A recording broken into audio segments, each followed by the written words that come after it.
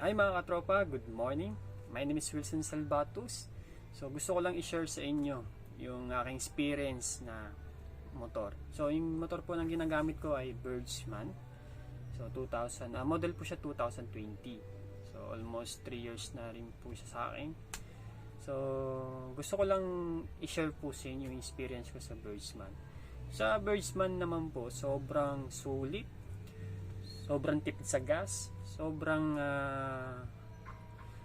smooth lang yung takbo niya. Wala akong masasabi sa Birdsman. Sobrang sulit niya. Sobrang ganda. Yung tsura niya, maporma, ganyan. So, sobrang sulit po talaga. Pero, yan, may pero po. Pero, may mga parts po ng Birdsman na kailangan nating bantayan. Paano ko nasabi? Kasi na-experience ko po kailangan natin bantayan po yun. Kasi once na hindi natin medyo nababantayan or nalilinisan, okay, na-check po yung ibang mga parts ng ating Birdsman, pwede nating ikamatay. Pwede natin maaksidente. Pwede tayo na madisgrasya sa paggamit ng Birdsman. Hindi ko sinasabing pangit ang Birdsman. Ako po nagsabi, sobrang ganda po ng Birdsman. So, kailangan lang natin po i-check po lang yung mga ibang parts. Kahit namang ibang motor, kahit anong motor naman, kailangan natin i-check Kasi syempre, sa safety natin, kailangan natin i-check yung preno, kailangan i-check natin yung gulong, kailangan i-check natin yung mga wirings, kasi baka kumislap o magkasunog o kaya malapit sa tangke. Po, kailangan i-check. So, sa lahat po ng taga-Birdsman lang po ito may experience po kasi ako yung ginamit ko yung Birdsman. Isang araw po kasi yun. So, binabaybay ko po yung Novaliches papuntang C5. So, nangyari po doon, buti na lang medyo traffic po yung binabaybayan ko po yung C5. So, nangyari po doon yung kumaliwa po ako, bilang gumewang-gewang po ko yun So, medyo nabangga. Hindi naman nabangga. Natapik ko lang po yung van. So, buti na lang walang gas-gas. Kung may gas-gas yun, hindi papayaran ko yun. So, nangyari po dun, kaya po ako nagwewang-wewang. Inisip ko po dun, kinabahan ako, kala ko nabasag yung makina. Kala ko kung ano nangyari sa makina ko. Kasi, taas. Yung pagbaba ko po talaga, sobrang nakatabingi po talaga yung buong makina. Pati yung gulong po talaga sa likuran ko. Sa likod po yun sa likod. Talagang baloktot po talaga. So kung napunod nyo po yung video ko po, nakuha na ko kasi ng video po yun habang binabaybay ko po yung C5. So talagang makikita nyo po talaga doon yung pagliko ko po talaga, gumewang talaga po. So syempre kinabahan ako doon kasi kung may truck po doon sa gilid ko, pwede akong madisgrasya, pwede akong maipit ng gulong ng truck. Diba? Laking pasalamat ko, ban lang po yung nasandalan ko po. So, nangyari po kasi doon, so, chinek ko po yung kung ano po yung naging sira po yung motor ko. So, nakita ko po kung ano yung dahilan kung bakit nangyari po yun. At anong dahilan kung bakit bumagsak yung makina ko po. As in, bagsak po talaga yung makina ko. Tabingi po talaga. So, nangyari po doon, may naputol pala po. Di ko alam kung ehe po ba yung tawag doon. Ehe po kasi yung sinasabi ng mga kasama ko, yung mga pinagtanungan ko. So, ito po yun, example. Ito po yung ehe. Ito po yung dahilan kung bakit ako buntik na maksidente. So, nangyari po dito, itong ehe na to, naputol po yung pinaka-thread niya. Yan, kung makikita nyo, ito yung pinaka-thread niya. Yan. So, chinek ko po itong ehe na to. Yung tinanggal ko po to, sobrang nipis niya pala. Yan po. Ito po yung pinagkakapitan ng pinagkakapitan ng makina po ng Birdsman Diba, sobrang bigat yung Birdsman natin. Tapos, ito po yung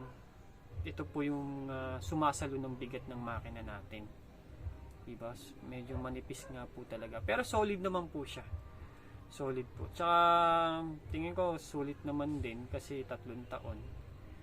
Pero pag sinabi kasing stock kasi hindi basta-basta kasi napuputol Pero nangyari kasi po dito, eto po, kung nakikita nyo, medyo kinalawang po siya.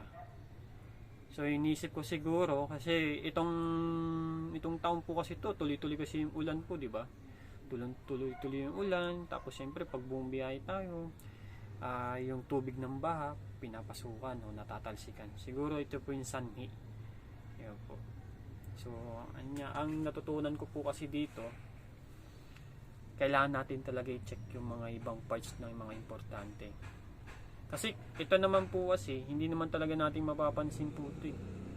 Siyempre, ang lilinisin lang natin dito, yung pinakailalim ng motor natin. Hindi naman yung mga ibang parts ng tornilyo. Malilinisan siya, pero mahirap siya linisin kasi nasa loob po kasi ito. Diba o? So, payo ko lang po sa mga latang birdsman po, agapan nyo na po. Kapag may nakita kayong medyo kinakalawang na itong ehe nyo, palitan nyo na ng bago. Or kung kaya pa naman, pwede nyo lagyan ng langis para matanggal yung kalawang. Ito kasi yung part na dalawa to eh. Ito yung part na pinaka-importante. Once na naputol to at mabilis kang magpatakbo, ewan ko lang, madidisgrasya ka. Pwede rin ito yung sanhi ng pagkamatay mo. Kung may angkas ka, angkas mo anak mo, angkas mo asawa mo, o pamilya mo, o kaibigan mo, madidisgrasya kayo parehas once na putol to. Kaya ito talaga yung kailangan natin bantayan talaga, itong ehe na to.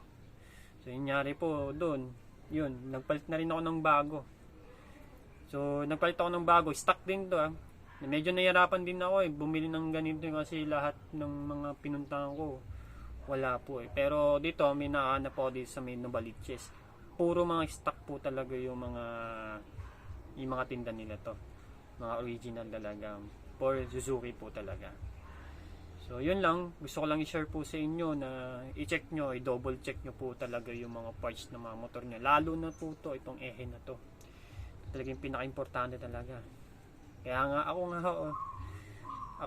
nga ho lagi kong check po to tuwing buong biyaya ko Nilalagyan ko na rin siya ng langis para sigurado. Ayun lang po. So gusto ko lang po isabihin po sa inyo para aware din po kayo kung ano po yung mga kailangan yung i-check po. Check nyo rin po yung preno. Check nyo rin po yung mga preno nyo po kasi sa akin lang po yung sa Birdsman yata po, ang problema din yata niya yung preno niya po. Kasi, ewan ko lang kung sa inyo hindi. Pero sa halos karamihan kasi yung pinagtanungan ko, preno po yung taas ito. So, check nyo lang po. Okay po. Para aware lang po kayo. So, kung gusto nyo panoorin po yung video ko po, yung paano po akong buntik na aksidente, check nyo po yung Facebook ko po. Nandun po lahat yung video ko. Para makita nyo, para ma-assure nyo na talagang delikado talaga. Once na nagpatakbo kayo ng mabilis doon. Malaking pasasalamat ko na hindi ako nasemplang. Buti na lang, hindi mabilis yung takbo ng motor ko. Ayun, nakaligtas. Sige guys, so yun lang po. Maraming salamat po. God bless.